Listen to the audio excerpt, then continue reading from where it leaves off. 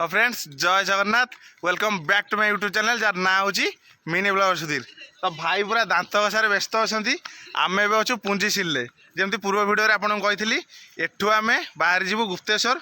तो बाटे टे टिफिन करदे तापर जा गुप्तेश्वर बाबा को दर्शन करने को। तो भिडियोटी जदि भल लगे ताल टिके लाइक शेयर सब्सक्राइब निश्चय करेंगे कहीं गोटे भिडियो बनवारे बहुत मेहनत जाऊँगी।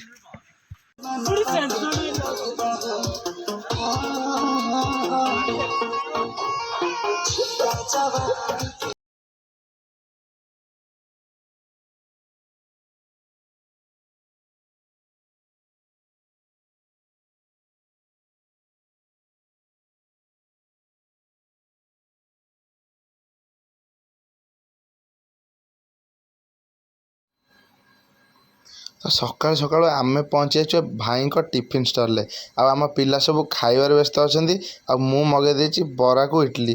तो दिबा खाइबा टिके टेस्ट करवा तापर जा गुप्तेश्वर बुलवा को। तो आम टिफिन खाइबा भी सरला आबे आम पहुँचीचु साबर श्रीक्षेत्र जोटा कि आम ओडिशार सेकेंड श्रीक्षेत्र भाव में जनाशुना। तो जीवा टिके जगन्नाथ दर्शन करवा भितर तो कैमेरा आलो न दर्शन कर सारी आप कथा भिडियो को लास्ट जाए देखूँ।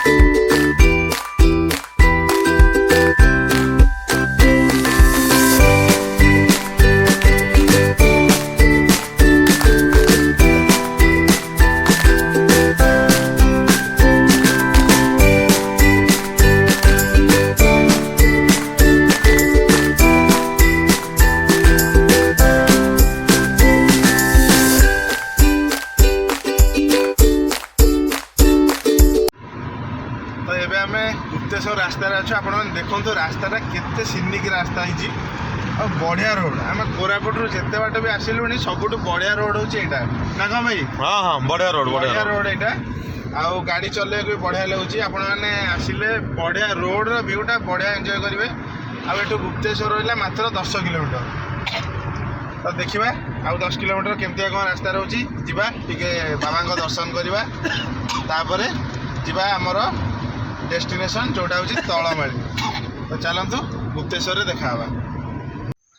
तो फ्रेंड्स एत सुंदर जगह देखिए आम भावुल तो गुप्तेश्वर पलैबू पाखे टाइम नहीं तो तादर भी 5 मिनट टाइम बाहर करी आपण मानी गोटे बढ़िया जगह देखा देखु चारिपटर भ्यूटा केते सुंदर है। आउ रास्ता देखु खाली आपण मैंने बढ़िया रास्ता आम दी जगह गाड़ी आमर पाखापाखि रही।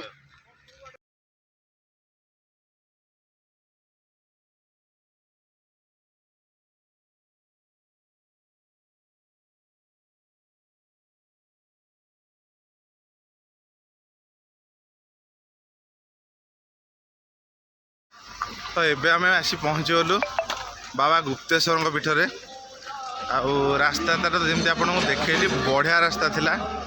तो भाई यही राइडटा केमती लगिला? यही राइडटा भल लगिला काली राति राइड अपेक्षा एटा टिके स्ट्रेस फ्री थिला। मो प्रेडिक्शन भी ठीक थिला। तो आम वर्षा रे आसबू कि आसबूनी आसबूनी भाविकी विशाल भाई आमको कही ना चलो जीवा वेदर रिपोर्ट करुँच वर्षा काली हेनी आ कथा भी सत है पाग खाली आपण मैंने देखो खरा मारुचे इतने पीसफुल जगह ना नो। तो जहाँ जमी हो पागटा तो आम साथ देला पूरा आ कौन भाई कह बहुत पीसफुल जगह ना एठी नेटवर्क अच्छी किछि नहीं पूरा माने 2-3 दिन पे आपण कोड़े हजी जिवे प्योर ऑक्सीजन कोन ए जगह को आसिला आपण जानि परिबे। पूरा ए जगह को आसिले थरे घर द्वार सांग साथी सब भूल जाए ना कि बहुत आ ये लोक माने इतने हार्ड वर्किंग एठी डिजीज भी नाही लोकंगर मेडिसिन स्टोर भी हमको पाइक लेट है आमर गैस टैबलेट दरकार था मेडिसिन स्टोर भी आम एत खोजी खोजी पाइलुनि पाखापाखि 20 किलोमीटर पर गोटे मेडिसिन स्टोर पाइलु।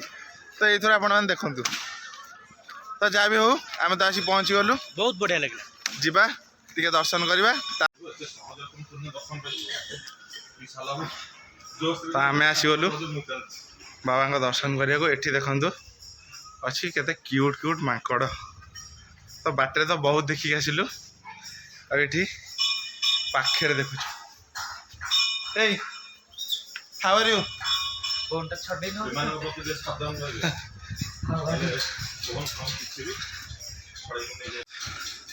ତ ଫ୍ରେଣ୍ଡସ୍ ଏତିକିରେ ଆମ ଗୋଡ଼ କ'ଣ ହେଇଗଲାଣି,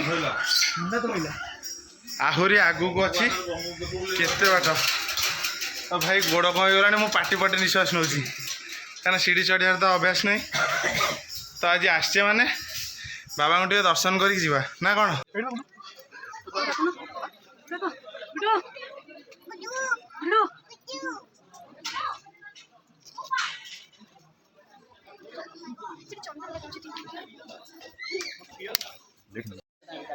ବାବାଙ୍କ ଦର୍ଶନ ସାରି ଆସିଲା ବେଳକୁ ଆମ ହାଲତ ଦେଖନ୍ତୁ। ଭାଇ ଆମର ପାଟି ପଟି ନିଶ୍ୱାସ ନେଉଛନ୍ତି ଆଉ ମୋ ଅବସ୍ଥା ତ କହିଲି ନା ସାର୍। ଇଏ ଦେଖନ୍ତୁ ଜ୍ୟାକେଟଟା ପିନ୍ଧିକି ଆସିଥିଲେ, ଜ୍ୟାକେଟ ଖୋଲା ଚାଲିଛି। ତ ଯାହା ବି ହଉ ଦର୍ଶନ ଟିକେ ତ ବହୁତ ବଢ଼ିଆ ଦର୍ଶନ ହେଲା, ପୁରା ପାଖରୁ ଦର୍ଶନ କଲୁ। ତ ଏବେ ଦେଖାହେବ ଡାଇରେକ୍ଟ ତଳମାଳିରେ। ତ ଫ୍ରେଣ୍ଡସ୍ ଏବେ ଟାଇମ୍ ପାଖାପାଖି 7:30 ଆଉ ଆମେ ପହଞ୍ଚି ଯାଇଛୁ ଆମ ଡେଷ୍ଟିନେସନ୍। ଫାଇନାଲି ଆମେ ପହଞ୍ଚି ଯାଇଛୁ ତଳମାଳି ଉପରେ। ଆଉ ଆପଣମାନେ ଯେମିତି ଦେଖୁଥିବେ ଆମର ପିଲା ଲାଗିଯାଇଛନ୍ତି ପୁରା କ୍ୟାମ୍ପ ସେଟଅପ୍ କରିବାରେ। ଆଉ ଅଲରେଡ଼ି ଗୋଟେ କ୍ୟାମ୍ପ ଆମର ସେଟଅପ୍ ସରିଛି, ବାଁ ପଟେ ଆପଣ ଦେଖିପାରୁଥିବେ। ଆଉ ଗୋଟେ କ୍ୟାମ୍ପ ଅଲମୋଷ୍ଟ ସରିବା ଉପରେ। ତ ଏଇଟା ହେଉଛି କ୍ୟାମ୍ପର ଭିତର, ଦେଖିବେ କେତେ ସ୍ପେସିୟସ୍ ଅଛି। ଆମେ ଆରାମସେ 5 ଜଣ ବଢ଼ିଆସେ ଶୋଇବୁ। ଆଉ ଏ କ୍ୟାମ୍ପଟା ହେଉଛି 10 ଜଣଙ୍କ ପାଇଁ। ତ କ୍ୟାମ୍ପର ୱିଣ୍ଡୋ ବି ଦେଖୁଥିବେ ଆମ ଗାଡ଼ି ସେପଟେ ଥୁଆ ହେଇଛି। ଆଉ ଭାଇ ଆମର ଭାତ ବସାଇ ଦେଇଛନ୍ତି କ୍ୟାମ୍ପ ଭିତରେ। ଆଜ୍ଞା ହଁ, ଆମେ ବାହାରେ ବହୁତ ଟ୍ରାଏ କଲୁ କିନ୍ତୁ ଏତେ ଜୋର ପବନ ଦେଉଥିଲା ଯେ ଆମେ ବାହାରେ ଭାତ ଜମା ବି ବସାଇ ପାରିଲୁନି। ତ କିଛି ନାହିଁ, କ୍ୟାମ୍ପ ଭିତରେ ଭାତଟା ରୋଷେଇ କରିଦେବା, ବାହାରେ ଚିକେନଟା କରିବା। ତ ଏବେ ଆମର କୋବି ପକୋଡ଼ା ଟିକେ ହେଉଛି, ଯେମିତି ଆପଣମାନେ ଦେଖିଲେ ସବୁ ଶୀତରେ ମୁଣ୍ଡରେ ଗାମୁଛା ଭିଡ଼ି ବୁଲୁଛନ୍ତି। ଆଉ ଆଜି ତ ଭିଡ଼ିଓଟା ଏତିକି। ଆମେ ଟିକେ ଚିକେନ୍ କରିବୁ, ଭାତ କରିବୁ। ଆଉ ଚାରିପଟେ ଦେଖନ୍ତୁ କେତେ ଲାଇଟ୍ ଜଳୁଛି। ଯେତେ ଜାଗାରେ ଲାଇଟ୍ ଜଳୁଛି ସେତେ ଜାଗାରେ କ୍ୟାମ୍ପିଂ ହେଉଛି। ତ ଆପଣମାନେ ଦେଖନ୍ତୁ, ସକାଳ ହେଲେ ମୁଁ ଆପଣମାନଙ୍କୁ ଦେଖେଇବି ବାହାରେ କେତେ ଜଣ ରହୁଛନ୍ତି ଆଉ କେମିତି କ'ଣ ଭିୟୁ ଅଛି। ତ ଭିଡ଼ିଓଟି ଆଜି ପାଇଁ ଏତିକି। ଯଦି ଆପଣମାନଙ୍କୁ ଭିଡ଼ିଓଟି ଭଲ ଲାଗିବ ତାହେଲେ ଲାଇକ୍, ସେୟାର, ସବସ୍କ୍ରାଇବ୍ କରିବାକୁ କେବେ ବି ଭୁଲିବେନି।